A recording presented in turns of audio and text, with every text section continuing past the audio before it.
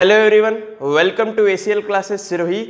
Happy Diwali to all of you. आज जो हम डिस्कस करेंगे 12th बोर्ड RBSC मैथ्स को लेकर किस तरीके से प्रिपेयर करना है, और ये वीडियो बिल्कुल स्पेशली 11th 12th के जो मैथ्स के स्टूडेंट्स हैं उनके लिए बिल्कुल स्पेशल रहने वाला है कि इसमें RBSC का मैथ्स, राजस्थान बोर्ड का मैथ्स किस तरीके से आपको तैयार करना है, पूरा अच्छे से प्रिपरेशन कैसे करना है, और आगामी जो 2021 की जो परीक्षा आने वाली है माध्यमिक शिक्षा बोर्ड अजमेर के द्वारा जो आयोजित करने वाले हैं, उस परीक्षा को किस तरीके से हैंडल करना है, उस चीज़ को मैं डिस्कस करूंगा। तो उससे पहले मैं आप सभी से जो आपका ये कोरोना का जो समय है, उस कोरोना के समय में बोर्ड माध्यमिक शिक्षा बोर्ड राजस्थान ने 60% सिलेबस रखा है सिर्फ, और 40% की कटौती कर दी गई है। तो 40% जो सिलेबस है आपको वो नहीं पढ़ना है, क्योंकि वो आपके बोर्ड के एग्जामिनेशन में नहीं आएगा। ये बोर्ड का जो गाइडलाइन है उसी के अकॉर्डिंग मैं बता रहा हूँ कि किस तरीके से हर चैप्टर का मार्क्स डिस्ट्रीब्यूट किया है, कौन सा चैप्टर हट गया उस चैप्टर को भी डिस्कस किया है।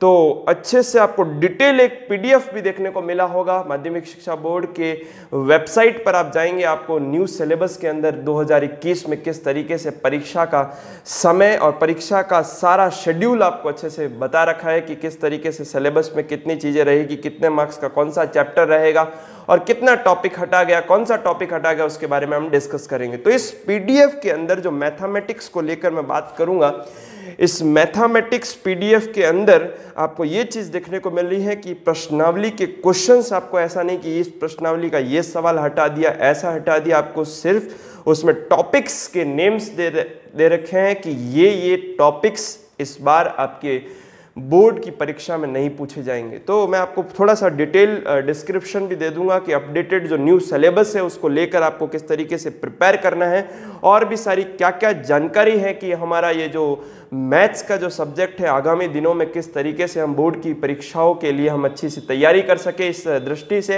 ये वीडियो बहुत इंपॉर्टेंट होने वाला है, और इस वीडियो को बिल्कुल मिस ना करें। जितने भी स्टूडेंट्स 12th बोर्ड के देख रहे हैं, बिल्कुल इस वीडियो को अपने साथियों के साथ शेयर करें, या फिर अन्य जो विद्वान जो है, अभिभावक जो है, वो भी हमें देख रहे हैं इस वीडियो के माध्यम से, यूट्यूब के माध्यम से देख रहे हैं। अगर आपका ये वीडियो, अगर आपका स्टूडेंट 12th बोर्ड में नहीं है, आपका जो विद्यार्थी है वो 12th बोर्ड में नहीं है, तो आपको बिल्कुल अपने दूसरे अन्य जो है जो 12th में हमारा ये रिलेटिव है या फिर हमारा ये फ्रेंड है, उनको भी बिल्कुल ये शेयर करना। बहुत इंपॉर्टेंट सा वीडियो होने वाला है 12th बोर्ड के स्टूडेंट्स के लिए। तो मैं सबसे पहले आपसे डिस्कस करूंगा कि किस तरीके से मार्किंग स्कीम आपको समझाया गया है कि 12th बोर्ड में उसी तरीके से 80 मार्क्स का पेपर होगा, और 80 मार्क्स को इस तरीके से डिस्ट्रीब्यूट किया है।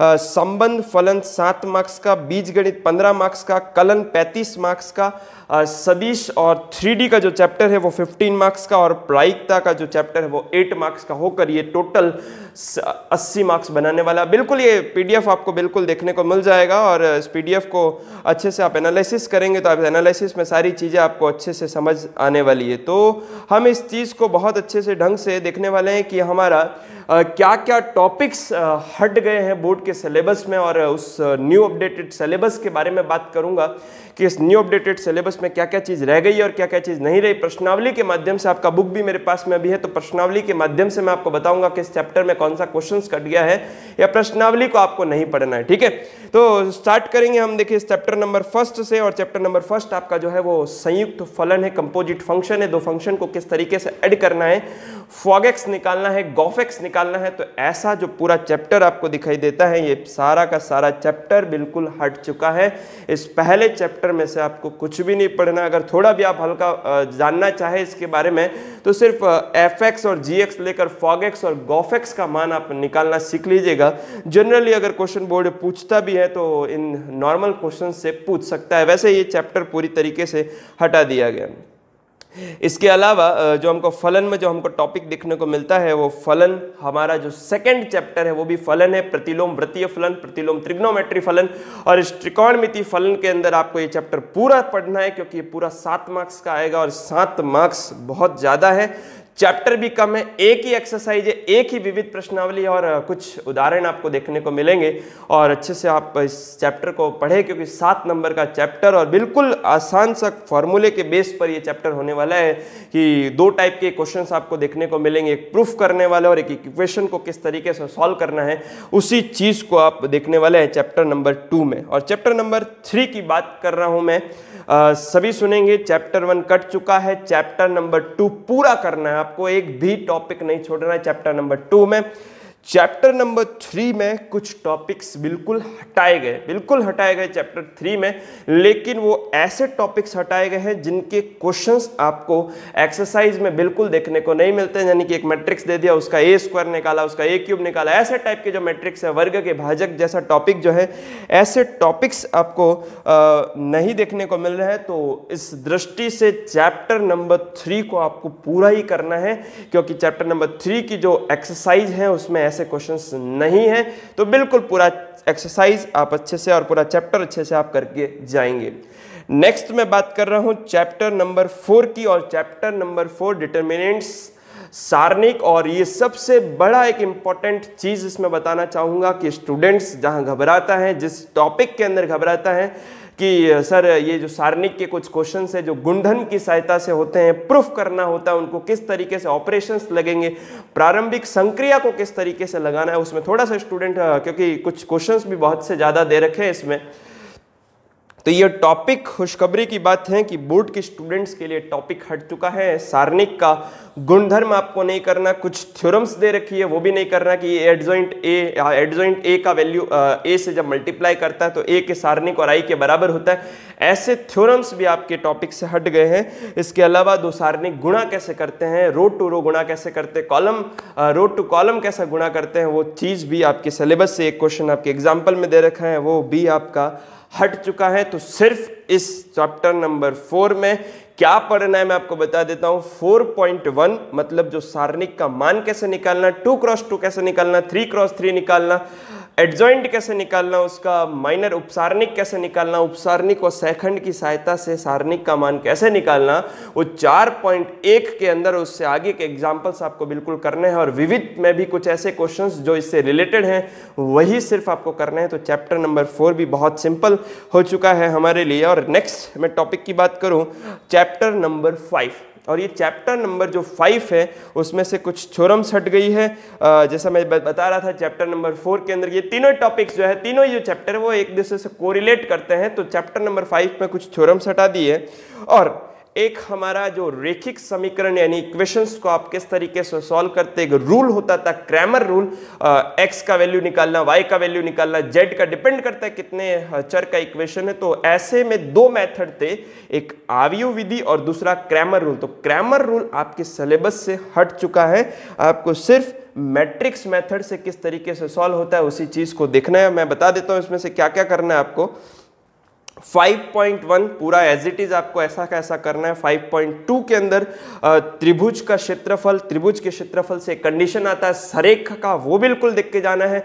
उसके अलावा रेखा का इक्वेशन कैसे बनता है वो भी आपको देखना है। और इसके अलावा मैं अगर बात करना चाहूँ तो आपको मैट्रिक्स मेथड मतलब x equal to a inverse b निकालना, मतलब a इनवर्स निकालना, एडजॉइंट निकालना, a का सारणिक निकालना, और इस तरीके से x बराबर a इनवर्स b की हेल्प से x y z की वैल्यू को कैलकुलेट करना, ये आपके सिलेबस में बिल्कुल और बिल्कुल डिफाइन होने वाला है। तो बहुत अच्छे से हम देखेंगे कि चैप्टर नंबर 5 के अंदर सिर्फ एक टॉपिक हट गया है भैया, क्रैमर रूल। और इस क्रैमर रूल को आपको नहीं पढ़ना है, एक्स वाई जेड का वैल्यू निकालना, इक्वेशंस को सॉल्व करना, सिर्फ चैप्टर नंबर 5 से यही टॉपिक हटा है। नेक्स्ट मैं बात कर रहा हूं अगले की तरफ, हमारा मैथ्स का नया ब्रांच स्टार्ट हो गया है, कलन। और इस कलन के अंदर जो पहला टॉपिक है सततता और अवकलनीयता, और इस सततता और अवकलनीयता में से आपको चैप्टर नंबर 6 पूरा ही करना है।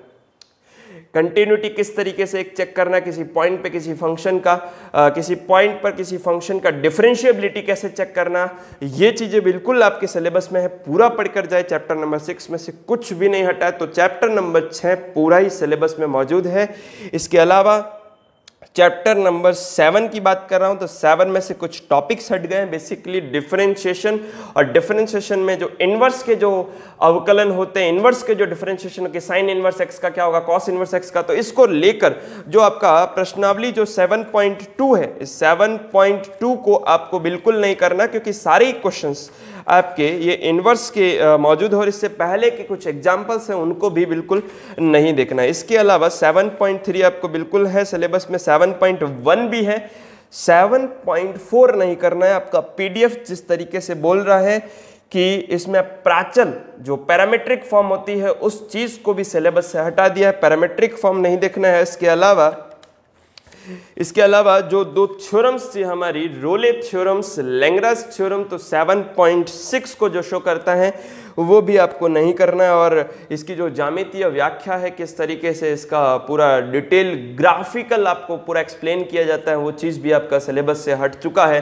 तो आपको सिर्फ इस चैप्टर नंबर 7 में करना क्या है, और चैप्टर नंबर 7 में आपको सिर्फ जो है 7.1 करना है, 7.3 करना है, 7.5 करना। और इसके अलावा जो विविध प्रश्नावली में से कुछ सवाल आपको जो दिखते हैं जो इस टॉपिक से रिलेटेड नहीं है, उनको भी बेसिकली आपको सॉल्व करना पड़ेगा। ठीक है, तो देखो 7.2 इनवर्स ट्रिग्नोमेट्री फंक्शन के डिफरेंशिएशन नहीं करने हैं, 7.4 प्राचल के इक्वेशंस भी आपको सॉल्व नहीं करने, और 7.6 जो है आपका बेसिकली ये लैंग्राज और रोले का थ्योरम जो है, मीन वैल्यू थ्योरम, एमवीटी थ्योरम, इसको भी आपको बिल्कुल नहीं करना है। ठीक है, ओके। तो नेक्स्ट हम बढ़ रहे हैं अवकलज की अनुप्रयोग, और अवकलज का अनुप्रयोग, एप्लीकेशन ऑफ डेरिवेटिव, सबसे सुपर्ब आपकी जो चैप्टर है। इस चैप्टर के अंदर से एक अच्छी खुशखबरी ये देखने को मिलती है कि जो बड़े बड़े जो क्वेश्चन थे, स्टूडेंट्स काफी घबरा जाते थे इस चैप्टर को लेकर, सर हमेशा पूछते थे 8.5 में से, चैप्टर में से ये क्वेश्चन आएगा या नहीं आएगा। पिछले साल के जितने भी स्टूडेंट्स हैं यही बस इसी चैप्टर को लेकर कहते थे, लेकिन ये चैप्टर भी आपका इस टॉपिक जो है यह हट चुका है। मैं बताता हूं क्या क्या सॉल्व करना है। 8.1 परिवर्तन की दर आपके सिलेबस से हटा दिया गया, इसको बिल्कुल ना करें। इसके अलावा अवकलज के द्वारा सन्निकटन 7.4, ये भी आपके सिलेबस से 8.4। और इसके अलावा उच्चिष्ट और निम्निष्ट के कुछ अनुप्रयोग हैं, मैक्सिमा और मिनिमा के कुछ एप्लीकेशन है, जो बड़े बड़े क्वेश्चंस आपको देखते हैं कि वृत्त आयत को लेकर, और जो ट्राइंगल और शंकु वगैरह को लेकर कि इसका अर्धशीर्ष कोण कितना होगा, ऐसा वगैरह जो प्रूफ थे वो भी आपके सिलेबस से हट चुके हैं। तो सिर्फ क्या करना है, ढंग से सुने, चैप्टर नंबर 8.1 हट चुका है, 8.2 करना है, 8.3 भी करना है, 8.4 सन्निकटन को आपको नहीं करना है। ठीक है, इसके अलावा 8.5 आपके सिलेबस में बिल्कुल है, और कुछ कुछ जो टॉपिक्स है 8.5 के, मतलब सिर्फ किस तरीके से मैक्सिमम वैल्यू निकालना, मिनिमम वैल्यू निकालना, किसी अंतराल में किस तरीके से मैक्सिमम वैल्यू निकालना, मिनिमम, उसके बारे में अच्छे से डिस्कस आपको करना पड़ेगा। और इसके अलावा जो एप्लीकेशंस वाला पार्ट है मैक्सिमम मिनिमा का, वो 8.6 हट चुका है, और उससे पहले के भी कुछ एग्जाम्पल्स है एप्लीकेशंस के, वो भी आपके सिलेबस से हटा दिए गए। चैप्टर नंबर 8 की विविध प्रश्नावली में भी कुछ सवाल है जो इन टॉपिक से रिलेटेड है, उनको भी आपको नहीं पढ़ना है। तो 8.1, 8.4 और 8.6 इन प्रश्नावली को आपको नहीं करना है। इसके अलावा हम चलते हैं आगे इंट्रीगेशन पे, और इंट्रीगेशन में कुछ टाइप्स आपके हटा दिए गए हैं। मैं आपको बताता हूँ, इंट्रीगेशन वाला टॉपिक लगभग आप पूरा, क्योंकि सिर्फ एक ही फॉर्म हटाया है, पूर्ण वर्ग करके, कैसे कि integration of dx upon root ax square plus bx plus c, या फिर ऊपर root ax square plus bx plus c, ऐसे टाइप के जो इंटीग्रेशन थे वो आपके सिलेबस से बिल्कुल हटा दिए गए हैं कि इस चीज को आपको नहीं पढ़ना है। लेकिन इंटीग्रेशन का टॉपिक, इसमें जनरली एक ही टॉपिक हटाए तो पूरा का पूरा चैप्टर ही आप लगभग कर सकते हैं। तो चैप्टर नंबर 9 में वैसे विशेष रूप से कुछ हटा नहीं है, और जो इसमें से प्रश्नावली हटाई गई है मैं आपको बताना चाहूँ तो 9.3 आपका प्रश्नावली है, 9.3 वो लगभग जो आपको सिलेबस में डिफाइन किया है उसके इक्वल है। तो लेकिन फिर भी आप इस चैप्टर को करें, क्योंकि ज़्यादा विशेष रूप से इसमें नहीं हटाया गया है, तो आपको निश्चित रूप से ये करना है। इसके अलावा डेफिनेट इंटीग्रल, निश्चित समाकलन में जो पहला ही टॉपिक था योगफल की सीमा, और उस योगफल की सीमा का अंदर जो आपके कुछ रिजल्ट थे, और 10.1 के रूप में, प्रथम सिद्धांत के रूप में जो आपको 6 सवाल देखने को मिलते हैं, इससे कुछ एग्जाम्पल्स भी आगे दे रखे, वो आपके सिलेबस से हटा गया। तो 10.1 को आपको नहीं करना। इसके अलावा निश्चित समाकलनों का मान ज्ञात करना, मतलब कैसे वैल्यूज निकाली जाती है, तो लगभग ये चैप्टर्स आपके बिल्कुल अवेलेबल है, सिर्फ योग सीमा अपना करके जाए। बाकी तो देखो निश्चित समाकलन का मान आपको ज्ञात करना आना चाहिए, क्योंकि गुणधर्म नहीं हटे, और गुणधर्म नहीं हटे इसका मतलब गुणधर्म आपके अगर सिलेबस में है तो मान निकालना भी आना चाहिए। तो इस अकॉर्डिंग 10.2 भी करे, 10.3 भी करे, लेकिन निश्चित जो आपका योग सीमा का रूप है 10.1 उसको आप नहीं करेंगे तो भी आपका चल जाएगा। नेक्स्ट तो हमारा अगला जो चैप्टर है चैप्टर नंबर 11, और इस चैप्टर नंबर 11 में निश्चित समाकलन के बाद में जस्ट आपका एप्लीकेशन ऑफ इंटीग्रेशन, जो समाकलन के अनुप्रयोग है उसको हम देखेंगे। और समाकलन के अनुप्रयोग में कुछ वृत्त से अंतर्गत जो क्षेत्रफल है, कुछ परवलय से लेकर कुछ दीर्घवृत्त से लेकर ये टॉपिक्स बिल्कुल हटाए हैं। दो वृत्तों के बीच का क्षेत्रफल कैसा, एक टाइप का क्वेश्चन भी आपको दे रखा है। तो दो वक्रों के बीच में किस तरीके से क्षेत्रफल, जो आंख बेसिकली जो बनती थी उस चीज के जो क्षेत्रफल है वो हटा दिए गए हैं। तो बेसिक जो आपको क्वेश्चंस है जो 8.11.1 के अंदर कुछ आगे वाले जो क्वेश्चंस है वो करने हैं, और 11.2 के अंदर जो मध्यवर्ती पार्ट के जो क्षेत्रफल है दो वक्रों के बीच में निकालने वाला वो टॉपिक से हटा दिया गया है। तो चैप्टर नंबर जो 11 है वो भी बिल्कुल आसान हो गया है। तो 11.2 के कुछ मध्यवर्ती वाले क्षेत्रफल के जो सवाल है उनको नहीं करना। विविध में जो मध्यवर्ती क्षेत्र के क्षेत्रफल के दो वक्रों में मध्यवर्ती जो क्षेत्र का क्षेत्रफल निकलता है उन चीज को आपको नहीं सॉल्व करना है। तो बिल्कुल चैप्टर नंबर 11 भी आपको अच्छे से क्लियर होगा। और इसके बाद में चैप्टर नंबर में 12 की बात करूं तो चैप्टर नंबर 12 में आपको सबसे पहले जो अवकल समीकरण का निर्माण, एक इक्वेशन को कैसे डेवलप करना, एक वक्र की सहायता से, कर्व की हेल्प से एक डिफरेंशियल इक्वेशन को कैसे जनरेट करना, ये टॉपिक्स आपका हटा दिया है। ये 12.2 है, 12.2 में अवकल समीकरण कैसे ज्ञात करते थे, 12.3 भी आपका इसी तरीके का है। तो ये चीजें आपके सिलेबस से हट गई है। तो 12.2 नहीं देखना, इसके बाद में विचित्र हल निकालना। एक अवकल समीकरण के अंदर पूरा डिफरेंशियल इक्वेशन सॉल्व किया, सी के रूप में है, एक पॉइंट्स उसके अंदर रखकर सी का वैल्यू निकालकर और वापस वो पॉइंट्स उसी में रखना, मतलब कांस्टेंट को कोई वैल्यू दे देना, ऐसे को आप विचित्र हल बोलते हैं। तो ये भी आपके टॉपिक्स आपके इस सिलेबस से हट चुका है। तो जितने भी टाइप के जनरल सॉल्यूशन वाले सवाल है उसको करें। इसके अलावा जो पर्टिकुलर सॉल्यूशन के जो सवाल है, जो आपके विशिष्ट हल के सवाल हैं, उनको आपको देखने की आवश्यकता नहीं है। एक ही सवाल है, एक आध दो सवाल है, उनको आवश्यकता नहीं है कि सिर्फ आप जनरल सॉल्यूशन जो सी वाले क्वेश्चन है, कांस्टेंट ऐड करने वाले क्वेश्चन है, उन्हीं को देख कर जाए। तो जनरली आपको चैप्टर लगभग पूरा, उसके बाद में कुछ टॉपिक्स और हटाए गए हैं, जैसे समघात होमोजेनियस फॉर्म को रिड्यूस, मतलब उस रिड्यूस फॉर्म के अंदर लाना, मतलब एक डिफरेंशियल इक्वेशन दे रखी होगी उसको रिड्यूस करना पड़ेगा और लाना पड़ेगा होमोजेनियस फॉर्म के अंदर। कुछ दो इक्वेशन होगी आपके, दो चरों वाले रेखिक समीकरण होंगे, उनको कैपिटल एक्स कैपिटल वाई मानकर एच और के रूप में इक्वेशन लाकर सॉल्व करना। मतलब सबसे बड़ा क्वेश्चन जो इस चैप्टर से आपको देखने को मिलता था, और वो जो है आपका बेसिकली 12.7 और 12.7 आपको बिल्कुल नहीं करना कि 12.2 और 12.7 आपके सिलेबस से हटा दिया गया। इसके अलावा अवकल समीकरण के अंदर रेखिक अवकल समीकरण जिसमें दो पार्ट्स होते हैं, dy/dx plus py equal to Q वाला और dx/dy plus px equal to Q वाला, इसमें if वगैरह निकालते हैं और if से डिफरेंशियल इक्वेशन जो है सॉल्व होता है। तो इसमें जो दूसरा वाला पार्ट है dx/dy के कुछ क्वेश्चंस आपको अंदर नजर आ रहे हैं 12.8 के अंदर, वो भी आपको सवाल सॉल्व नहीं करने। कौन से रूप की बात करें, 12.8 में से कुछ क्वेश्चंस तो करने हैं, कुछ क्वेश्चंस नहीं करने, क्योंकि उसमें dx/dy वाले पार्ट को हटा दिया है। ठीक है, इसके अलावा मैं आपसे बात करूं कि रेखिक अवकल समीकरण में सम्मानित करने वाला एक डिफरेंशियल इक्वेशन को किस तरीके से आपको रिड्यूस करके उस रेखिक अवकल समीकरण LDE के फॉर्म में आपको कन्वर्ट करके सॉल्व करना होता है, जिसको आप बर्नौली वाला मेथड बोलते हैं। और इस बर्नौली वाले मेथड को भी बिल्कुल बोर्ड ने हटा दिया है।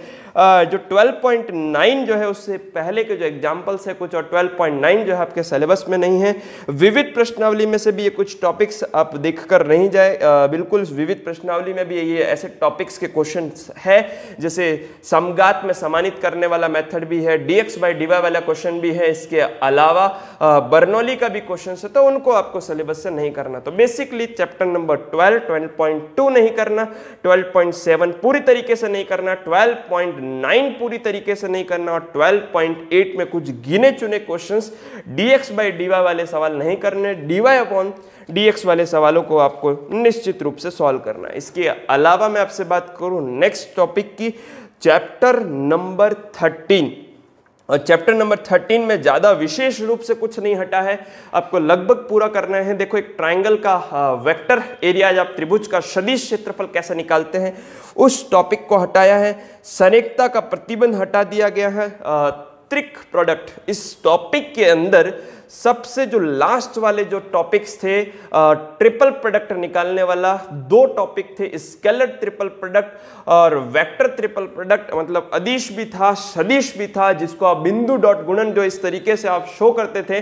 ट्रिपल प्रोडक्ट के जो आप सवाल है वो आपको सॉल्व नहीं करने, मैं आपको बता देता हूं कौन से चैप्टर्स को इसमें आपको नहीं करना है। 13.4 आपके सिलेबस से हटा दिया। ट्रिपल प्रोडक्ट के आपको सवाल बिल्कुल नहीं करना। 3 सदिशों का गुणनफल के जो सवाल थे, इसमें कुछ 2 एप्लीकेशन थी, समांतर षटफलक, चतुष्फलक, सारा इसके अंदर है। आयतन क्षेत्रफल निकालने वाले सवाल वो आपको बिल्कुल हट गए हैं। 13.4 नहीं देखना। सदिश का त्रिक गुणा ट्रिपल प्रोडक्ट वाला चीज भी 13.5 के अंदर कुछ क्वेश्चंस है, मतलब लगभग जो 7 जो क्वेश्चंस है वहां तक का आपका वेक्टर का ट्रिपल प्रोडक्ट है, इसको भी नहीं देखना कि 132 माइनस 123 का जो सबसे अच्छा सा फॉर्मूला था 13.5 के अंदर, वैसे सवाल भी आपको नहीं देखना। और इसके अलावा कुछ 13.5 में पहले के ही कुछ क्वेश्चन है, प्रक्षेप वगैरह निकालना, एकांक सदिश वगैरह निकालना, तो ऐसे टाइप के क्वेश्चंस, मापांक वाले कुछ क्वेश्चंस है, कोण निकालने वाले कुछ क्वेश्चंस है, वो रह गए, तो उनको बेसिकली आपको बिल्कुल करना है। इसके अलावा चैप्टर नंबर 14, चैप्टर नंबर 13 आपको समझ आ गया होगा। वेक्टर का ट्रिपल प्रोडक्ट 13.4, 13.5 आप बिल्कुल ना करें। उससे आगे के चैप्टर्स के जो कुछ क्वेश्चंस है, बेसिक क्वेश्चन जो 11th की क्लास में भी आप पढ़ते हैं, एकांक सदिश निकालो, डॉट गुणा करो, क्रॉस गुणा करो, और इसका एप्लीकेशंस वगैरह, प्रक्षेप वगैरह निकालो, ऐसे टाइप के क्वेश्चंस आपको बिल्कुल देखने हैं। नेक्स्ट 3D, और 3D में जो टॉपिक्स हटा है, 2 रेखाओं के बीच में कोण का फॉर्मूला b1 डॉट b2 अपन b1 का सदिश b2 का सदिश फॉर्मूला हटा दिया गया। इसके अलावा कार्तीय रूप में बोलो a1 a2 plus b1 b2 plus c1 c2 upon root a1 square plus b1 square plus c1 square root a2 square plus b2 square plus c2 square, ऐसे टाइप के जो फॉर्मूले थे सारे, जो आपके 2 रेखाओं के मध्य कोण निकालने वाले कि थीटा 90 पे क्या होगा, थीटा 0 डिग्री पे क्या होगा, समांतर होगा क्या होगा, लंबवत होगा तब क्या होगा, ऐसे टाइप के जितने भी टाइप के क्वेश्चंस थे, मध्य कोण निकालने वो आपके हट गए हैं। प्लेन में से भी कुछ टॉपिक्स हटे हैं, जो आप समतल का टॉपिक्स देखते थे, तो आपको प्रश्नावली वाइज में आप अगर बताऊं तो 14.1 करना है, 14.2 भी करना है, 14.3, 14.3 आपको बेसिकली, हाँ ये बिल्कुल आपके सिलेबस में 14.3 जो कोण निकालने का है वो आपके सिलेबस में नहीं है, तो 14.3 में जनरली कुछ क्वेश्चन है उनको आपको नहीं करना। पूरा टॉप प्रश्नावली हट गया 14.3। 14.4 बिल्कुल निश्चित रूप से करके जाए। बोर्ड में इस टॉपिक से क्वेश्चन 100% देखने को मिलेगा। प्रतिच्छेद बिंदु निकालने वाला, हम किस तरीके से परपेंडिकुलर डिस्टेंस फाइंड करते हैं, एक पॉइंट की हेल्प से एक लाइन के ऊपर किस तरीके से वो फाइंड करना है, उनके कोऑर्डिनेट निकालना, निर्देशांक निकालने वाले सवाल आप अच्छे ढंग से देख कर जाए। 14.4 में से क्वेश्चंस आने की पॉसिबिलिटी ज्यादा रहती है। इसके अलावा सबसे इंपॉर्टेंट टॉपिक, बोर्ड हर साल इस टॉपिक्स को, पिछले साल के पेपर्स को एनालिसिस करे। 2 रेखाओं के बीच में न्यूनतम दूरी निकालने के जो सवाल है, लघुत्तम दूरी के जो सवाल है, उनको आप बिल्कुल अच्छे से करके जाए। फिर सिर्फ 2 ही टाइप के फॉर्मूले हैं, विषम तलीय रेखाओं में क्या होगा, समतलीय रेखाओं में क्या होगा, उनको आपको अच्छे से देखना है कि b1 cross b2 a2 minus a1 अपन b1 क्रॉस b2 का मापांक निकालना। तो ऐसे टाइप के जो क्वेश्चन है आप उनको अच्छे से देख कर जाए कि समतलीय में क्या होगा, विषम तलीय में क्या होगा, समांतर रेखाओं के कंसेप्ट में क्या होगा कि उसमें b1 b2 इक्वल हो जाते हैं और सिर्फ b cross a2 minus a1 अपन b का मापांक हो जाता है। तो ऐसे टाइप के जो 2 फॉर्मूले हैं वो आपको अच्छे से देखने हैं। प्लेन के अंदर से अभिलंब रूप हटा दिया, अंतःखंड रूप हटा दिया, दो रेखाओं दो समतलों के बीच का कोण निकालो। देखो रेखाओं में भी कोण हटाया, समतल में भी कोण हटाया। तो इसके टाइप के जो आपको प्रश्नावली में से सर्च करने पड़ेंगे, जब जब आप टॉपिक्स में आपको एक्सप्लेन करूंगा उस कंडीशन में आपको सारा अच्छे से क्लियर कर दूंगा कि कौन से क्वेश्चंस आपको सिर्फ सॉल्व करने हैं, अभिलंब रूप के कुछ सवाल नहीं करने हैं। और उसके अलावा आपको जो अंतःखंड रूप है कि x/a + y/b + z/c = 1 वैसे टाइप के क्वेश्चंस भी कुछ मौजूद है, उनको नहीं करना है। दो समतलों के बीच का कोण निकालने का नहीं करना, एक रेखा और एक समतल के बीच का कोण नहीं करना, एक समतल की बिंदु से दूरी वाले जो सवाल है मैं आपको बता देता हूं। रेखा और समतल के मध्य कोण जो है आपका प्रश्नावली 14.7 हटा दिया है, बिल्कुल ना करें। देखो कोण के जितने भी सवाल थे 3D में, चाहे दो रेखाओं के बीच हो, दो समतलों के बीच का हो, या एक रेखा एक समतल के बीच का हो, ये भी टॉपिक बिल्कुल आपके सिलेबस से हटने को देखने को मिल रहे हैं। एक टॉपिक भी था, कुछ एग्जाम्पल्स है उसके कि एक समतल की बिंदु से क्या दूरी होती है, वो भी टाइप का आपका टॉपिक आपके सिलेबस से हट गया। तो 14 चैप्टर 3D में से कोण वाले सवाल नहीं करने, दो रेखा दो समतल, एक रेखा और समतल, इन टाइप के क्वेश्चंस को आपको नहीं करना है। तो इसका आप बिल्कुल ध्यान रखेंगे। चैप्टर नंबर 15 पूरी तरीके से हटा दिया गया है। एलपीपी के जो प्रॉब्लम्स थी, लीनियर प्रोग्रामिंग प्रॉब्लम्स, ग्राफ बनाने वाली प्रॉब्लम्स, और ये थोड़ा स्टूडेंट्स के लिए ज़्यादा अच्छा था कि मार्क अच्छे से आ जाता, 4 नंबर का क्वेश्चन इस टॉपिक से देखने को मिलता था। ये आपके टॉपिक से हटा दिया, मतलब स्टूडेंट्स थोड़ा निराश भी बिल्कुल होने चाहिए, क्योंकि अभी तक तो वैसे उन्होंने पढ़ा नहीं इस चैप्टर को। लेकिन मैं बताना चाहूंगा कि ग्राफ जो आता था आसानी से बन जाता था, 4 नंबर मतलब आसानी से मिल जाते थे। ये टॉपिक बिल्कुल हटा दिया, कोई बात नहीं। लेकिन रेखिक प्रोग्रामन का जो टॉपिक है चैप्टर नंबर 15, एक क्वेश्चन भी नहीं आने वाला इससे, तो आप इसको नहीं पढ़ना है। नेक्स्ट चैप्टर नंबर 16 और प्रोबेबिलिटी और प्रायिकता के अंदर आपको कुछ टॉपिक्स हटा दिए गए हैं। एक समष्टि का विभाजन करना, संपूर्ण प्रायिकता, टोटल प्रोबेबिलिटी थ्योरम हटा दिया गया है। इसके अलावा बैच थ्योरम इसी से रिलेटेड हटा दिया गया है। माध्य निकालना, प्रसरण निकालना, बर्नौली का परीक्षण, द्विपद बंटन, मतलब स्टूडेंट्स के लिए खुशखबरी बहुत ही अच्छी सी। स्टूडेंट्स 2 टॉपिक में घबराते थे पूरी मैथ्स के अंदर में। अगर जनरली एवरेज बात करूं, पूरा एनालिसिस करके बताऊं इतने साल के अंदर, तो स्टूडेंट्स सिर्फ ये बताते थे कि चैप्टर नंबर सर 8 में से जो बड़े बड़े क्वेश्चंस है ना 8.6 वाले, क्या सर वो आएंगे या नहीं आएंगे। तो कभी कभार बोर्ड उन क्वेश्चंस को देता था, कभी नहीं देता था, लेकिन वो तो बिल्कुल हटा ही दिए गए। फर्स्ट थिंग और सेकेंड थिंग, प्रोबेबिलिटी में से जो बड़े बड़े टाइप के क्वेश्चंस थे बैच में हटा दिया, द्विपद बंटन हटा दिया। तो मतलब बहुत जनरल टाइप की प्रोबेबिलिटी रह गई है। मतलब कुछ जो आगे का स्टार्टिंग का पार्ट है, कंडीशनल प्रोबेबिलिटी को सॉल्व करना, इसके अलावा स्वतंत्र घटनाओं को सॉल्व करना, इन्हीं को सिर्फ आपको पूछा जाने वाला है। तो 16.1 आपका सिलेबस में है, 16.2 भी आपको करना है, 16.3 आपके सिलेबस में नहीं है। बैच प्रमेय को आपको नहीं करना। 16.4 में से कुछ क्वेश्चंस करने हैं। प्रसरण, माध्य, मानक विचलन के जो क्वेश्चंस थे वो आपको नहीं करने हैं। इसके अलावा बर्नौली परीक्षण और द्विपद बंटन, इस टॉपिक को तो पूरा ही हटा दिया गया। मतलब 16.4 में कुछ ही क्वेश्चंस करने हैं, और मतलब माध्य और प्रसरण वाले क्वेश्चन नहीं कर रहे। आधा ये चैप्टर आपको आधा एक्सरसाइज करना है। 16.5 पूरी तरीके से हटा सकते हैं, क्योंकि ये सिर्फ द्विपद बंटन के आधार पर आधारित थी। ये भी कुछ सवाल जो थे आपको नहीं करने हैं। और विविध प्रश्नावली में से कुछ सेलेक्टेड टॉपिक्स, सप्रतिबंध, प्रायिकता, स्वतंत्र घटना, इनमें से आपको क्वेश्चंस इस बार देखने को मिल सकते हैं, क्योंकि जो बड़े बड़े टाइप के क्वेश्चंस थे वो तो बिल्कुल इस सिलेबस से हटा ही दिए गए। अब एक बहुत ही इंपॉर्टेंट सी बात, ये था आपका पूरा अपडेटेड सिलेबस। 60% रखकर 40% सिलेबस में जो कटौती की गई। देखो स्टूडेंट्स को निश्चित रूप से, देखो ये जो कोरोना का समय चल रहा है कि बिल्कुल रिड्यूस करने का जरूरी भी था सिस्टम, क्योंकि ये देखो स्कूल इतने टाइम से बंद है, और अगर ये सिलेबस रिड्यूस नहीं होता तो स्टूडेंट्स थोड़ा सा परेशान होते कि बोर्ड का परीक्षा मार्च में होगा या 2 महीने और शिफ्ट हो जाएगा। लेकिन फिर भी ये भी सिलेबस काफी है।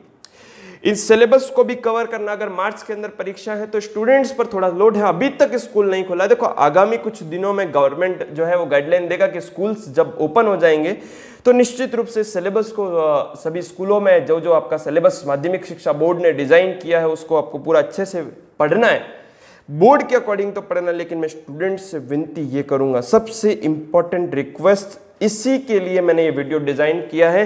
अपडेटेड सिलेबस तो मैंने आपको बता दिया, लेकिन मैं इस सिलेबस को लेकर खुश भी हूं और ना खुश भी हूं, क्योंकि स्टूडेंट्स का आगे सबसे इंपॉर्टेंट है फ्यूचर।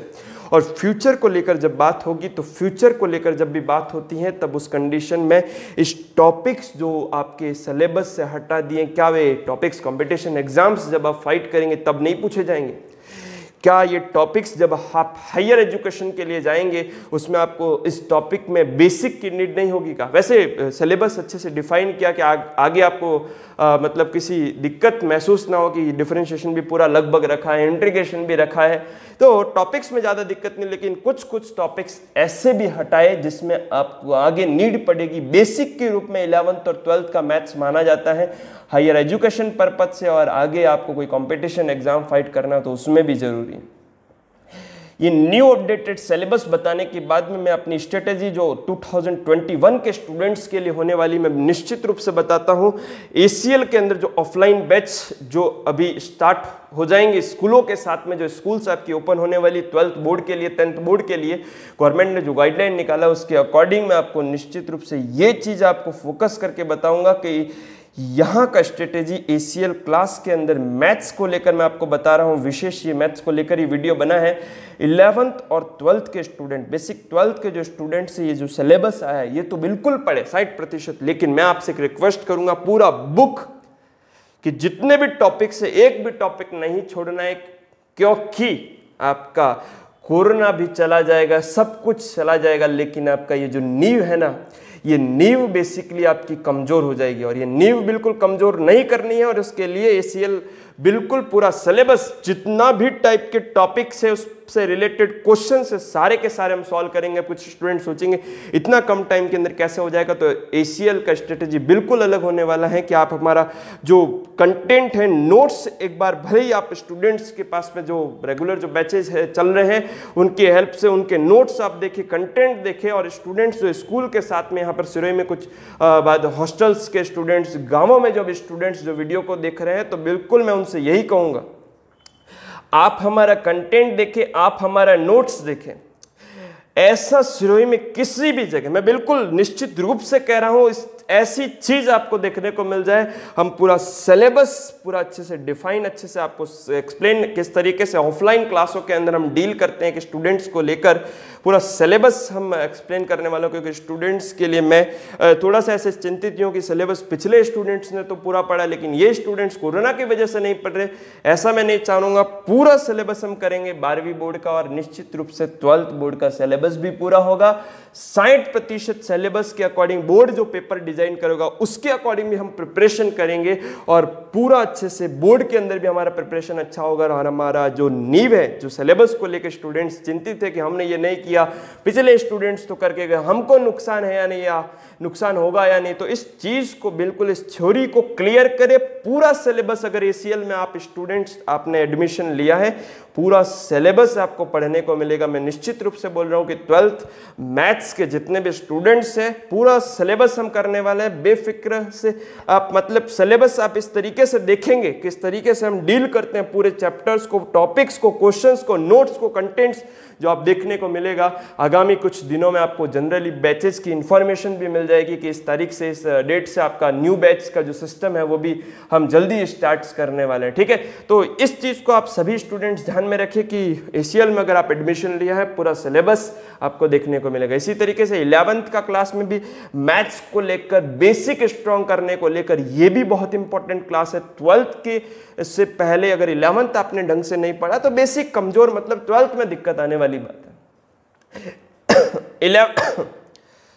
11th के अंदर भी आपको वो टॉपिक्स जो 12th में बहुत ज्यादा इंपॉर्टेंट है, और हमारा 11th का जो बैच है उसके नोट्स आप एक बार देखिए। अगर ऐसा नोट्स अगर आपको सिरोही में किसी कोचिंग के अंदर, किसी ट्यूशन के अंदर ऐसा कंटेंट आपको, ऐसा नोट्स देखने को मिल जाएगा ना, तो आप खुद देख सकते हैं कि किस तरीके से हम वैसे टाइप का कंटेंट दे रहे हैं जो बड़े इंस्टीट्यूट्स में, जो बाहर की कोचिंग से बड़े बड़े इंस्टीट्यूट जो आपको कोटा और जयपुर में देखने को मिलते हैं, उसी टाइप से मैं डिलीवर कर रहा हूँ 11th और 12th दोनों के मैथमेटिक्स को। तो 11th के स्टूडेंट्स भी ध्यान दें कि अपना 11th का क्लास तो अभी स्कूल्स खुलने का भी मुश्किल है, क्योंकि लोकल क्लास है, और 10th और 12th बेसिकली बोर्ड क्लास है, उनका सिलेबस जरूरी है। तो 10th 12th का तो लगभग स्कूल खुल जाएगा, 11th का में भी 1 महीने बाद से स्कूल स्टार्ट हो। तो 11th के लिए तो बहुत अच्छा सा मौका कि 11th के स्टूडेंट जल्दी ही अपना रजिस्ट्रेशन एडमिशन बिल्कुल अच्छे रूप से करवाए। और 12th के भी जो स्टूडेंट्स स्कूल के साथ में सिरोही में आने वाले हैं, गांवों से आने वाले हैं, हॉस्टल से आने वाले हैं, सभी स्टूडेंट्स भी अच्छे ढंग से अपना एनालिसिस जो है पूरा मैथ्स को लेकर किस तरीके से उस पूरे वीडियो में मैंने अच्छे ढंग से किया है वो आपको देखना है। और इसी के साथ इस 2021 की परीक्षा के लिए क्या स्ट्रेटेजी आपको मैथ्स के लिए रखना है मैं आपको बताता हूं। पूरा सिलेबस कवर करने के साथ साथ पूरे अच्छे से एग्जाम्पल्स कवर करने के साथ एक्सरसाइज में से कुछ इंपॉर्टेंट्स जो क्वेश्चंस है उनको अच्छे से डिस्कस करने के बाद में एक टेस्ट सीरीज का भी अच्छा सा प्लान है कि chapter wise test series, topic wise test series, multiple chapters, मतलब 2 या 3 ज़्यादा से ज़्यादा जो टॉपिक्स है उनको मर्ज करके मतलब मिलाकर और फिर वापस मल्टीपल सब्जेक्ट का टेस्ट लेना, मल्टीपल टॉपिक्स का टेस्ट लेना, मल्टीपल चैप्टर्स का टेस्ट इस तरीके से डिफाइन करना। एक तो ये सीरीज रहने वाली, और उसी के साथ में बोर्ड की परीक्षा से 1 मंथ पहले 3 से 4 प्री बोर्ड इस तरीके से डिजाइन करके जिस तरीके से बोर्ड अपना पेपर ब्लूप्रिंट जो निकालेगा उसी मॉड्यूल के अकॉर्डिंग, जो मॉडल पेपर डिजाइन करके देगा उसी के अकॉर्डिंग हम पेपर डिजाइन करके 3 से 4 प्री बोर्ड करवाकर और फिर स्टूडेंट्स को बोर्ड की परीक्षा में भेजेंगे कि पूरे अच्छे ढंग से अपना पूरा माइंड सेटअप जो 3 से 4 पेपर में उसका लग जाएगा। निश्चित रूप से 5वां पेपर जो बोर्ड में देगा तब उसको बहुत अच्छी सी सफलता हासिल होने वाली। गोल्डन चांस से 100/100 का मिशन 100 बनाकर तैयारी करने सभी 12th बोर्ड के स्टूडेंट से बोल देता हूं। पूरा सिलेबस तो करेंगे, पूरा सिलेबस हम करेंगे ACL के अंदर, और उसके साथ में टेस्ट सीरीज के साथ में बहुत अच्छी सी प्रैक्टिस के साथ में, क्योंकि practice make maths perfect. Practice अच्छा होगा, मैथ सडन आपका नंबर जो है 100/100 भी दिला देगा आसानी से। तो मैं आपसे यही रिक्वेस्ट करना चाहूंगा, सिर्फ इस वीडियो को मैं जस्ट एंड करने वाला हूं कि 12th बोर्ड के सिलेबस को तो हम अच्छे से देखेंगे, उसके साथ में 12वीं के अंदर किस तरीके से मार्क्स लाना है उस चीज को भी हम देखने वाले। तो जल्दी ही कुछ दिनों में आपको इन्फॉर्मेशन मिल जाएगा न्यू बैच के बारे में। न्यू बैच का इन्फॉर्मेशन इस वीडियो में मैंने आपको सारी चीज अच्छे से डिटेल में बता दी, अपडेटेड सिलेबस के बारे में भी बता दिया, और क्या क्या स्ट्रेटेजी ACL में रहने वाली उस चीज को भी मैंने डिफाइन कर दिया। तो आप अच्छे ढंग से जब भी स्कूलें ओपन होगी आपका बैच का इन्फॉर्मेशन भी आपको जल्दी मिल जाएगा, उसके अकॉर्डिंग आप अच्छे से रहें और बहुत अच्छी तैयारी करें। स्टूडेंट्स ना घबराएं, हमारा कोरोना का टाइम ऐसे ही निकल गया। इतने टाइम के अंदर अब कैसे क्या होगा, कैसे बोर्ड की परीक्षा देंगे, 12th की परीक्षा में कितना क्या रहेगा, बिल्कुल ना घबराएं। मैथ्स अगर आपने ज्वाइन किया, इसके अलावा हमारी कोचिंग में 12th की chemistry, 12th physics, 11th chemistry, 11th physics, biology, सारे सब्जेक्ट्स आपको इसी कोचिंग के अंदर एक ही छत के नीचे आपको सारे सब्जेक्ट्स आपको देखने को मिलेंगे। सारे बैच आप अच्छे से ज्वाइन करें।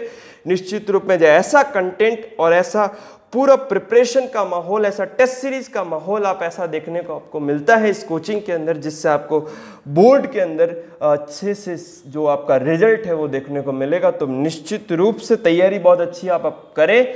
और दिवाली के बाद में जो सारा जो सेशन है, दिवाली आपका कल हो गया है और अच्छे ढंग से आपने सेलिब्रेट भी किया, लेकिन अब बिल्कुल आप अच्छे ढंग से लगे तैयारी के लिए, प्रिपरेशन के लिए। बोर्ड के अंदर जो आपने टारगेट लेके चला है 10th के बाद में कि 12th में इतना बनाना है, बिल्कुल उसको आपको बनाना है। तो आप जरूर इस वीडियो के जो कमेंट सेक्शन में आपको अगर कुछ डाउट्स होता है, न्यू बैच के बारे में अगर पूछना है, या फिर नंबर्स भी आपको यहाँ पर अवेलेबल हो जाएंगे, नंबर्स पे कॉल करके भी आप हमसे सारी जानकारी ले सकते हैं। तो ये जो वीडियो है बेसिक प्रिपेयर मैथ्स क्या स्ट्रेटेजी रहने वाली है उसके बारे में, अपडेटेड सिलेबस के बारे में, बैच इंफॉर्मेशन के बारे में बताया है।